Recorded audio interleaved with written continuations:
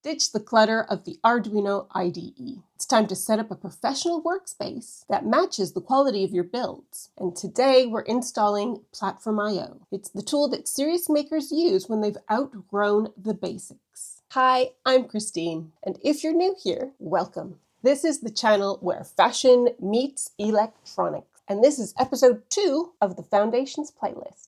So if you've just watched episode 1, you know that the ESP32 is an amazing board, and you know what it is and why we use it. Also, why it's the right choice for wearables. But now we need a place to code for it, and that is where PlatformIO falls right into place.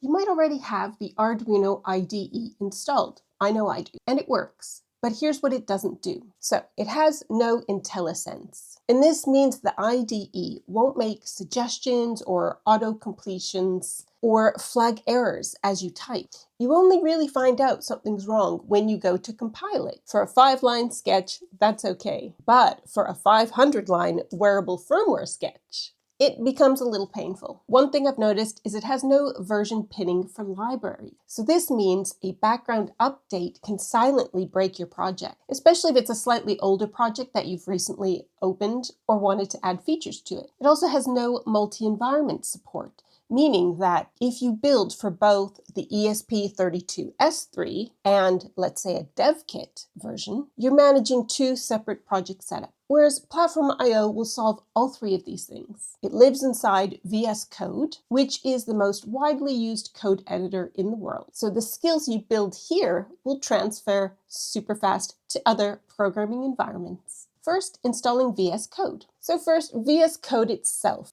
Let's head over to code.visualstudio.com. It's free and it runs on Windows, Mac, and Linux. Download the appropriate installer for your operating system and run it.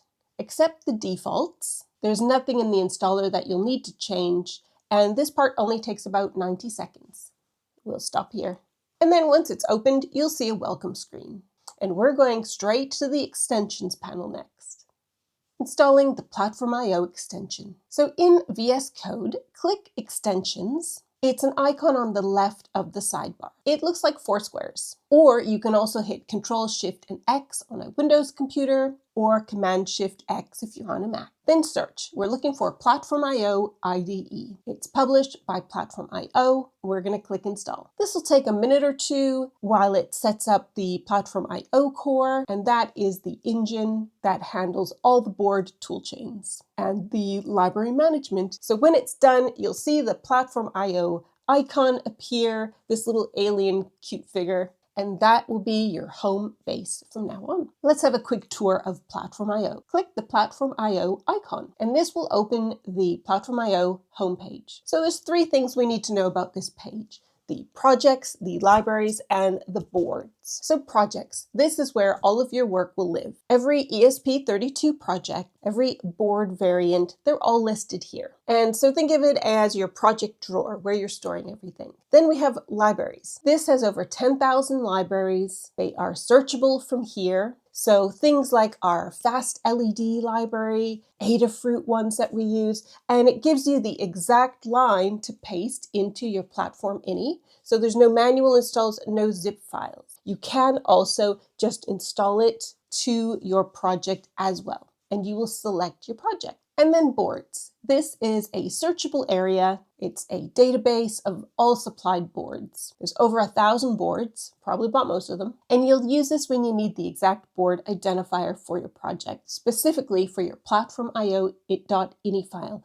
We'll get to that in the next episode. So you don't need to memorize any of this, you just need to know where it is. Creating your first project. So now let's create a project. From the PlatformIO home, click on New Project, give it a name. So for board type, we're going to choose the ESP32 dev module. So typically you'll start searching for Espressif, which is the maker of these boards, and you'll start to see the boards populate. So the ESP32 dev module is the board we talked about back in episode 1. The framework, it's still Arduino, and this means we can still use all the familiar code that we've learned or that we know of from using the Arduino IDE. Things like your setup and your loop syntax, that all stays the same. And then click Finish. PlatformIO will create the full structure for you. So now we can open the SRC folder, our source folder, and there's a main.cpp waiting for you. And this is where your code will live from now on. So note, this is not a .ino Arduino IDE file. It is a proper C++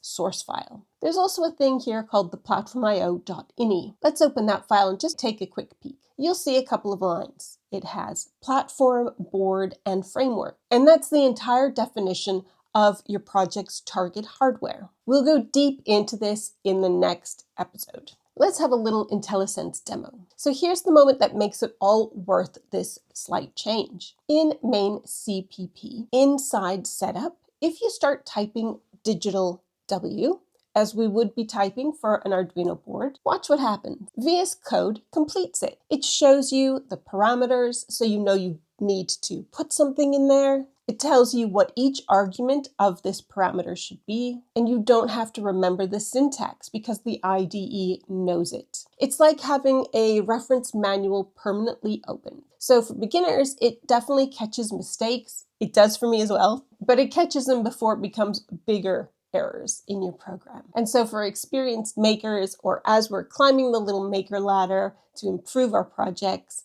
this is going to be super useful. It will speed up every session. Key maker tip: get into the habit of reading the little red squiggles. Each one of those is a mistake, and you don't want to find those mistakes at 2 in the morning when some of us are coding. So you've got your workspace set up, and next we are going to open that PlatformIO.ini file and learn exactly what each line means, because this is the one blueprint file for every project that you will ever build. So episode 3 coming up next.